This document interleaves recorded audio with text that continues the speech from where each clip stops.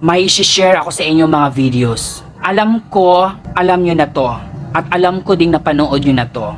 Nagkakaroon ng people's power sa Nepal. Kumilos ang mga Gen Z.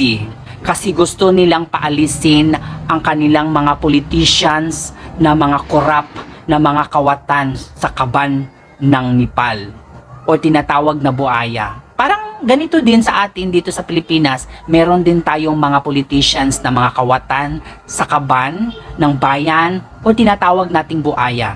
So ang ginawa ng mga Nepalis, sila mismo ang gumawa ng paraan para patalsikin ang mga politicians na magnanakaw sa kanilang kaban. Ngayon, ang ginawa nila sa mga buaya sa kanilang bansa, pinaparusahan nila, tinatapon nila sa ilog kasi nga buaya. So meron akong ipapakita sa inyong videos kung ano ang nangyayari sa finance minister ng Nepal. Nakakaawa, nakakalungkot, pero deserve niya kung ano ang mangyayari sa kanya. Kasi nga may kasalanan siya sa kanilang bansa. Kasi nga magnanakaw siya. Panoorin nyo. Magkakaroon tayo ng reaction videos sa mga ipapakita ko sa inyo. Ready na ba kayo? Kasi ready na ako. Matanda na pala ang finance minister ng Nepal. Mukhang nakakaawa, pero huwag tayong maawa kasi magnanakaw tong finance minister na to. So deserve niya kung ano ang mangyayari sa kanya. Oh my God, ang daming tao. Takbo! Takbo! Boom! Sinipa, ang sakit nun. Ayan, may taong tumulong sa kanya. Naawa ata. Takbo! Takbo! Takbo! Ayan, akala niya, yun lang ang pwedeng mangyayari sa kanya. Pero hindi niya alam, maraming mga taong nakaabang sa kanya na pinaplano pala ng mga tao kung ano ang dapat gawin sa kanya. Panoorin nyo to. Nakakaawa, pero deserve niya.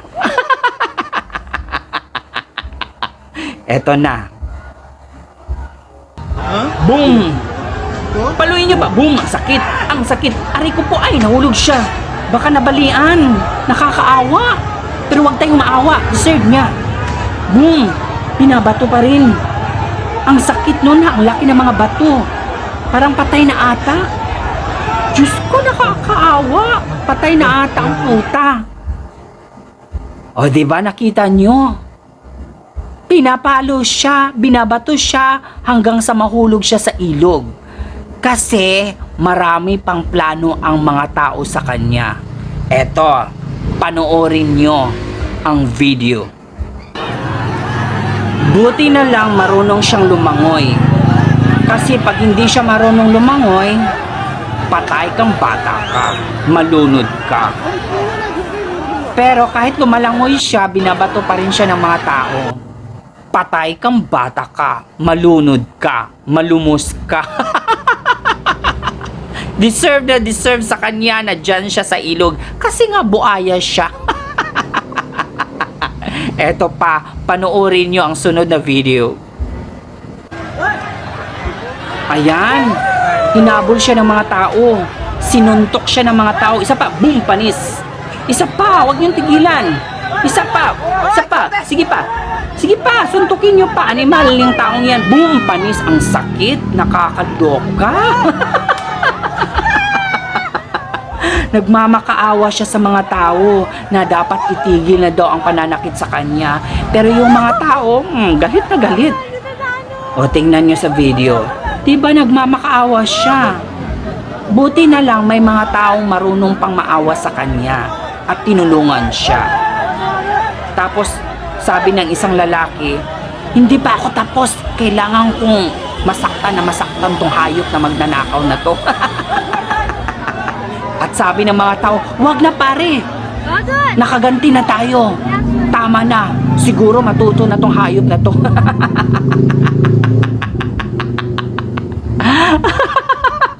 Eto pa, panoorin nyo ang susunod na video.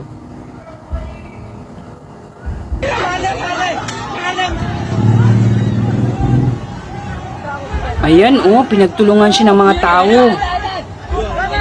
Nakakaawa. Buti na lang meron pa talagang taong marunong maawa sa kanya kahit alam nilang magnanakaw tong hayop na to. Tapos yung mga tao, ayun, dinudumog na siya ng mga tao. Yung ibang tao gusto talagang gumanti. Tapos meron din mga tao na sinasabi, tama na pare, wag na nating pahirapan tong matandang to, nakakaawa naman. Sabi ng mga tao, hindi pare, kailangan natin mapatay tong hayop na to, magnanakaw to. Ito ang dahilan kung bakit tayo naghihirap. Tapos sabi ng mga tao, wag na, nakaganti na tayo. Hayaan na natin. Tapos sabi naman ng mga ibang tao, hindi pa talaga tayo tapos dyan. Kailangan nating mapatay ang hayop na yan.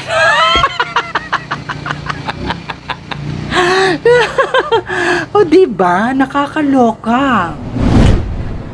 Oh, nakita nyo na sa video kung ano ang nangyari sa finance minister ng Nepal.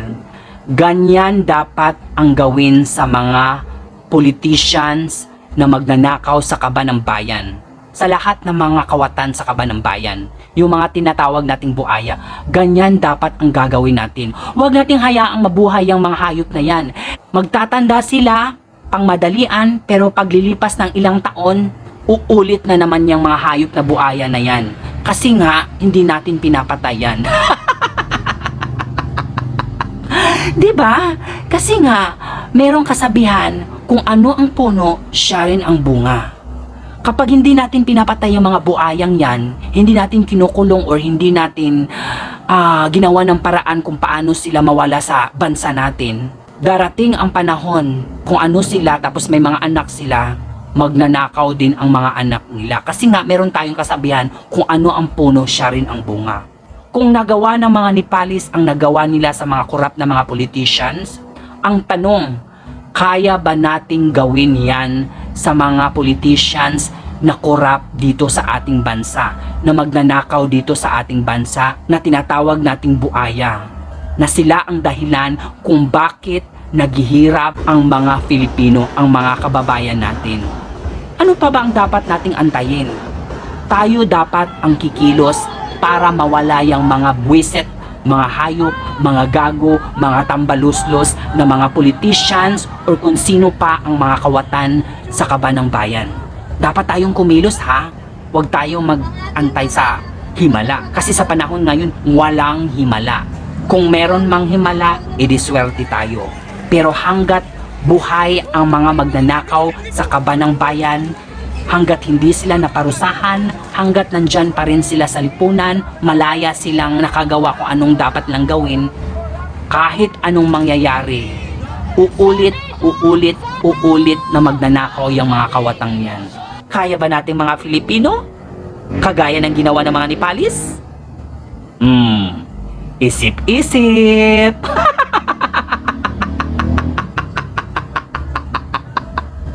Kilos na! Sakay na! Patayin na ang mga buhaya!